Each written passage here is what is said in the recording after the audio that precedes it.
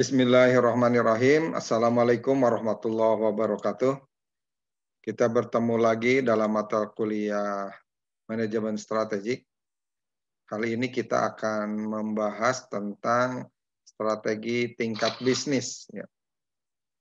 Bicara tentang strategi tingkat bisnis, ini dipahami agar organisasi mampu bertahan, tentunya diperlukan adanya keunggulan persaingan. Adapun keunggulan persaingan akan bisa diperoleh melalui posisi yang dimiliki mampu memberikan kekuatan di atas kekuatan pesaing yang lain. Kemampuan untuk mengembangkan image produk terhadap pelanggan atau product position. Selanjutnya, product position dapat ditempuh melalui kualitas produk yang tentunya sangat baik, pelayanan yang baik terhadap pelanggan, dan menjaga ketersediaan produk di pasar. Adapun bentuk product positioning merupakan keunggulan persaingan baru yang akan diperoleh bila pelanggan tertarik produk tersebut dengan segala atribut yang melekat padanya. Ada tipologi strategi dalam persaingan, di mana esensi strategi bersaing adalah penguasaan berbagai pendekatan dan langkah yang ditempuh untuk meraih sukses dalam persaingan dalam satu industri. Setiap perusahaan bebas menentukan strategi yang dipilih. Tentunya dengan pedoman dasar adanya kesesuaian antara pilihan strategi dengan lingkungan pasar yang dihadapi. Di sisi lain ada 3 bentuk strategi dasar bersaing. Yang pertama, menjadi produsen yang mempunyai keunggulan pada biaya produksi yang rendah. Kedua, mencari bentuk yang mampu membedakan produk yang ditawarkan dengan produk pesaing. Lalu yang terakhir, memusatkan pada ceruk pasar dengan mencari porsi pasar yang unik untuk dilayani tetapi potensial untuk dikembangkan. Selanjutnya, strategi cost leadership. Ini muncul sebagai jawaban atas desakan pelanggan yang sensitif terhadap harga. Akan bermanfaat bila pesaing tidak melakukan hal yang sama. Lalu, kemampuan perusahaan untuk menghadapi 5 kekuatan persaingan akan menentukan seberapa besar keunggulan dari cost leadership atau keunggulan dari biaya rendah dapat diperoleh. Yang pertama, keunggulan biaya rendah atau cost leadership ini untuk mendobrak kekuatan rivalitas pesaing. Perusahaan dapat menggunakan cara ofensif dengan berbasis harga jual. Lalu bagi pembeli, strategi ini memberikan satu alternatif jawaban atas keinginan untuk mendapatkan produk yang sesuai dengan nilai ekonomis yang dikeluarkan. Lalu untuk sebagai pertimbangan pemasok, serangkaian efisiensi internal organisasi akan melindungi perusahaan dari ancaman kekuatan pemasok. Selanjutnya, yang keempat, terhadap ancaman pendatang baru. Wah, ini juga sebagai proteksi ya, cost leadership. Perusahaan dapat menggunakan harga murah untuk membentengi diri. Sementara selanjutnya, terhadap ancaman produk substitusi, perusahaan akan dapat memanfaat lebih dengan menggunakan harga murah sebagai cara untuk bertahan dari dorongan perusahaan yang menghasilkan produk substitusi.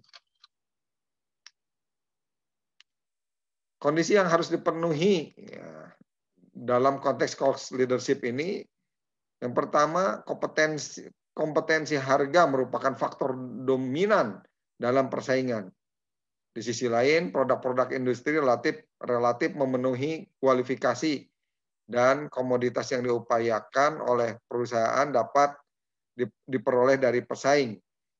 Sehingga pelanggan dapat mencari bentuk komunikasi harga yang menawarkan alternatif nilai yang tertinggi. Terdapat juga berbagai macam cara untuk dapat membedakan produk perusahaan dari pesaing di dalam benak pembeli.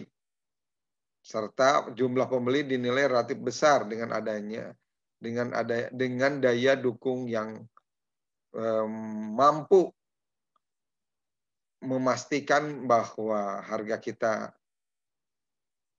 terbaik. Strategi selanjutnya selain cost leadership ada strategi diferensiasi. Ini efektif bila perusahaan atau kebutuhan pembeli sangat beragam sehingga sulit untuk dipenuhi oleh satu jenis produk tertentu. Studi tentang perilaku konsumen berkaitan faktor-faktor penentu perbedaan produk akan membantu mendeteksi preferensi pelanggan.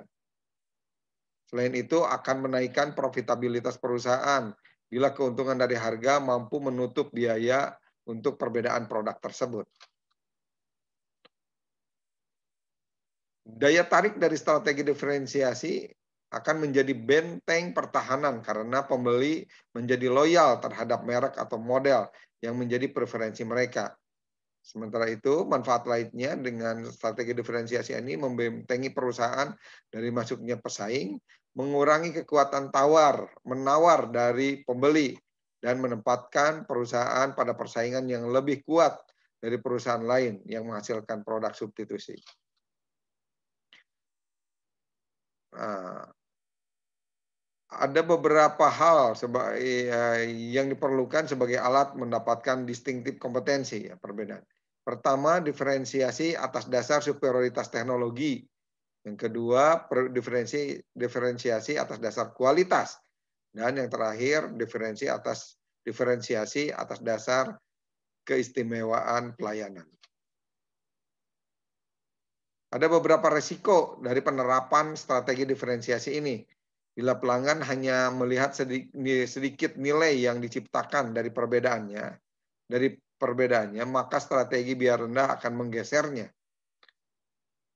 Mudah tergeser bila pesaing dapat merekayasa strategi yang sama dalam waktu yang singkat. Dan yang selanjutnya, untuk mendapatkan produk yang unik dibutuhkan investasi yang cukup besar. Selanjutnya, yang ketiga, strategi spesialisasi dan fokus. Di sini karakteristik penerapan strategi fokus berupa segmen industri yang dilayani cukup profitable. Lalu segmen industri mempunyai tingkat pertumbuhan yang potensial, segmen industri dianggap kurang menarik bagi pesaing, dan perusahaan mempunyai skill yang memadai untuk spesialisasi dan fokus tersebut. Kita lihat kaitannya antara competitive scope dan competitive advantage yang mungkin diperoleh dari perusahaan. Dalam hal lower cost,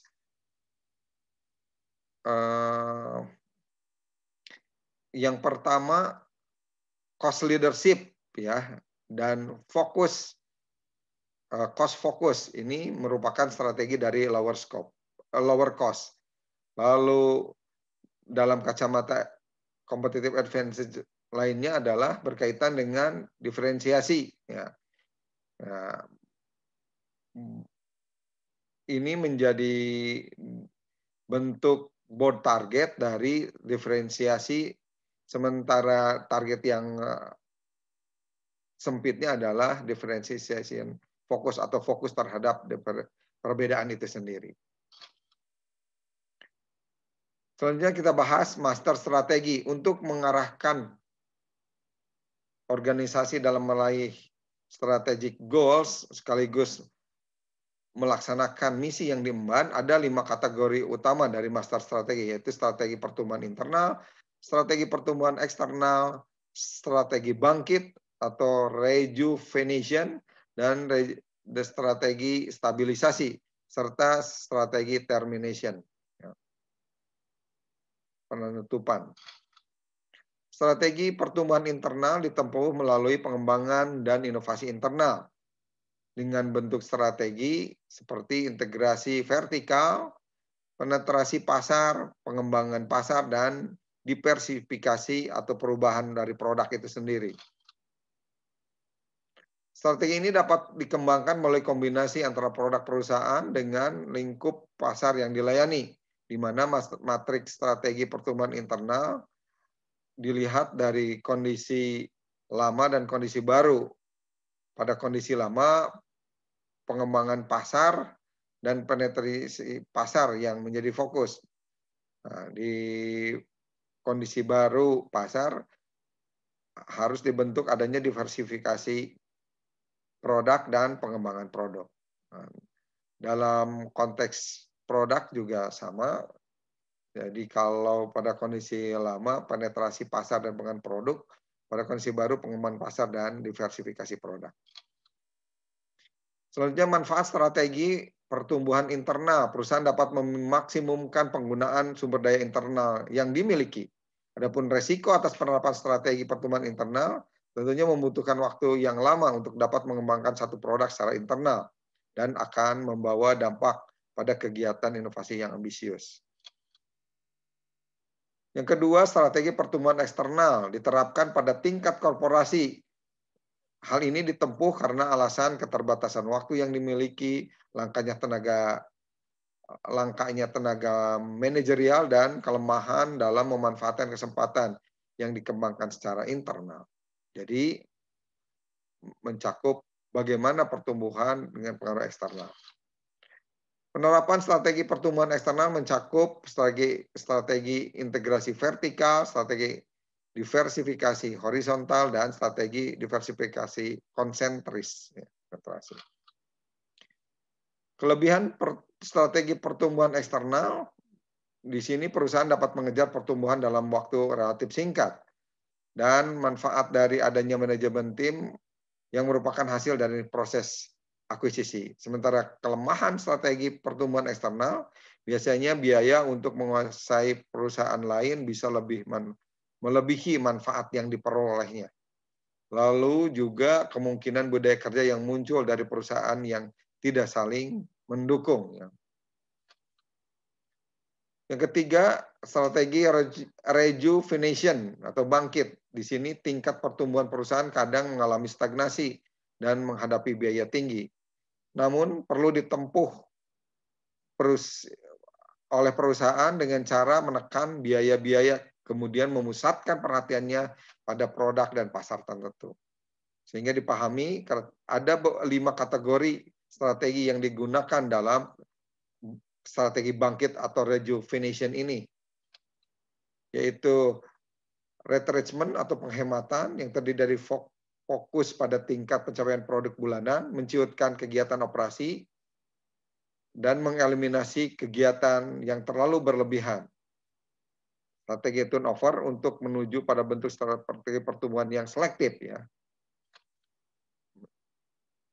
Yang keempat, strategi stabilisasi.